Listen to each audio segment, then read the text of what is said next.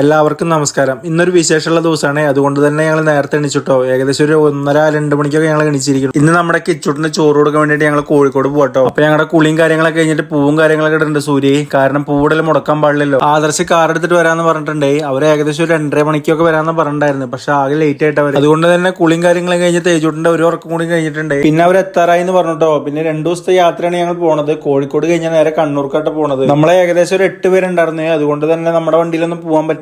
അപ്പൊ പിന്നെ എർട്ടിക റെന്റിന് എടുത്തിട്ടുണ്ടായിരുന്നു കേട്ടോ. നമ്മൾ 2 വണ്ടിയും കൂടി എടുത്ത് പോണേക്കാളും ബെറ്റർ ഒറ്റ വണ്ടിയിൽ എല്ലാരും കൂടി പോണതാണല്ലോ. അങ്ങനെ ഏകദേശം ഞങ്ങൾ പന്തിരങ്കാവ് എത്തിട്ടോ കോഴിക്കോട്. പിന്നെ ചായ കുടിക്കാൻ നിർത്തി. രാവിലെ ഒരു 5 മണി 5:30 ആയിട്ടുണ്ടാവും കേട്ടോ. ആദർശിന്റെ അമ്മ മാളു, പിന്നെ ഞാന്, സൂര്യ, അമ്മ, ആദർശ്, ആര്യ ഇവരെല്ലാരും ഉണ്ടായിരുന്നേ. പിന്നെ കിച്ചുട്ടനും തേജുട്ടനും ഉണ്ടായിരുന്നു കേട്ടോ. പിന്നെ പോകുന്ന വഴിക്ക് പൂവും കാര്യങ്ങളൊക്കെ വാങ്ങിയിട്ടുണ്ടായിരുന്നു കേട്ടോ. അമ്പലത്തിൽ കൊടുക്കാൻ വേണ്ടിയിട്ടായിരുന്നേ. പിന്നെ ആദർശ് രാവിലത്തെ പ്രഭാത കൃത്യങ്ങൾ നടത്താൻ വേണ്ടിട്ട് പമ്പിലേക്ക് ഓടിപ്പോണ്ടിട്ടാ. അതെല്ലാം കഴിഞ്ഞിട്ട് ഞങ്ങൾ നേരെ പോയത് ആദർശിന്റെ തറവാട്ട് അമ്പലത്തിലേക്ക് കേട്ടോ. പിന്നെ അവിടെ ഞങ്ങൾ എത്തി. അപ്പൊ അവിടുത്തെ അമ്മമ്മയൊക്കെ കിച്ചുട്ടിനെ വന്നിട്ട് എടുക്കണ്ടേ. ഞങ്ങൾ കോഴിക്കോട് എത്തുമ്പോഴേക്ക് ഏകദേശം എല്ലാവരും ടയർഡ് ആയിട്ട് കേട്ടോ. കാരണം ഞങ്ങൾ ആദ്യം 2 വണ്ടിയിൽ വരാന്ന് വിചാരിച്ച്, പിന്നെ ഒറ്റ വണ്ടി ആക്കാന്ന് വിചാരിച്ചു എല്ലാരും പാടേട്ടോ. എക്സ്പെൻസ് കുറയ്ക്കാലോ. പിന്നീടാണ് ഞങ്ങൾക്ക് അത് അബദ്ധമായിട്ട് തോന്നിയത്. പിന്നെ പറഞ്ഞിട്ട് കാര്യമില്ല, എന്തായാലും പോകുന്നില്ലേ, ഒരു ദിവസമല്ലേ ഉള്ളൂ. അച്ഛനും കൂടി ഉണ്ടായിരുന്നെങ്കിൽ ഞങ്ങൾ 2 വണ്ടി എടുത്തിട്ടേ വരുള്ളൂ. കാരണം അച്ഛന് വരാൻ പറ്റിയില്ല. അച്ഛന്റെ കാലിന്റെ മുകളിൽ കുറച്ചേരം ഇരുന്ന നീര് വരുന്നുണ്ട്. അപ്പൊ പിന്നെ അച്ഛൻ ഇല്ല എന്ന് പറഞ്ഞു. ഇവരെ തറവാട്ടമ്പലത്തിൽ ഇങ്ങനെ മാസത്തിൽ ഒരു ദിവസം പൂജ ഉണ്ടാവും കേട്ടോ. അപ്പൊ എല്ലാരും പാടെ അന്ന് കൂടും. അതുകൊണ്ടായിട്ടന്ന് ചോറ് കൊടുക്കാന്ന് പറഞ്ഞിട്ടുണ്ടായിരുന്നു. രാവിലെ തന്നെ അമ്പലത്തിൽ ഉപ്മാവും ചായയൊക്കെ ഉണ്ടായിരുന്നേ.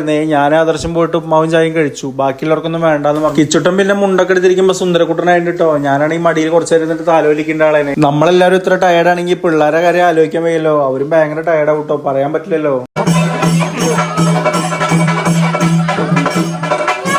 അമ്പലത്തിലാണെങ്കിൽ കൊട്ടും കാര്യങ്ങളും പൂജകളൊക്കെ തകൃതിയായിട്ട് നടക്കണ്ടേ. ഇന്ന് അമ്പലത്തിൽ കുറച്ച് കലശം കാര്യങ്ങളൊക്കെ ഉണ്ടായിരുന്നേ. അതുകൊണ്ട് തന്നെ ചോറും കാര്യങ്ങളൊക്കെ കൊടുക്കാൻ കുറച്ച് ലേറ്റ് ആയിട്ടുണ്ട്. പിന്നെ കിച്ചുട്ടിനും ആദർശന്റെ കുടുംബത്തിലെ വേറെ ചേട്ടന്റെ കുട്ടിക്കും ചോറ് കൊടുക്കണ്ടായിരുന്നു കേട്ടോ. അവർ രണ്ടാളും ഒരുമിച്ചായിരുന്നുണ്ടായിരുന്നേ. അങ്ങനെ ഉണ്ണികൾക്ക് ആദ്യമായിട്ട് ചോറ് കൊടുത്തിട്ടോ. എന്തായാലും നന്നായി കഴിക്കട്ടെ പിള്ളേർ. കിച്ചുട്ടിന് ആദ്യം ഇരുന്നപ്പോ എല്ലാരും കണ്ടപ്പോ ഒരു വിഷമം ഉണ്ടായിരുന്നേ. പിന്നെ എല്ലാം റെഡി ആയിട്ട് ആള്. പിന്നെ കിച്ചുട്ടൻ ദൈവത്തിന്റെ പ്രസാദം വാശിയും കരച്ചിലൊന്നും ഇല്ലാണ്ട് കഴിച്ചിട്ടുണ്ട്. പിന്നെ ഞങ്ങൾ എല്ലാരും പാടെ കിച്ചുട്ടിന്റെ വായിലേക്കും തൊട്ട് കൊടുത്തിട്ടുണ്ട് ആ പ്രസാദങ്ങള്. അത് കഴിഞ്ഞപ്പോ മാളുവിന്റെ ചോറ് കൊടുക്കലായിരുന്നു കേട്ടോ. സൂര്യ അമ്മയും പാടെ മാളുവിന് ചോറൊക്കെ വാരി കൊടുക്കണ്ടേ.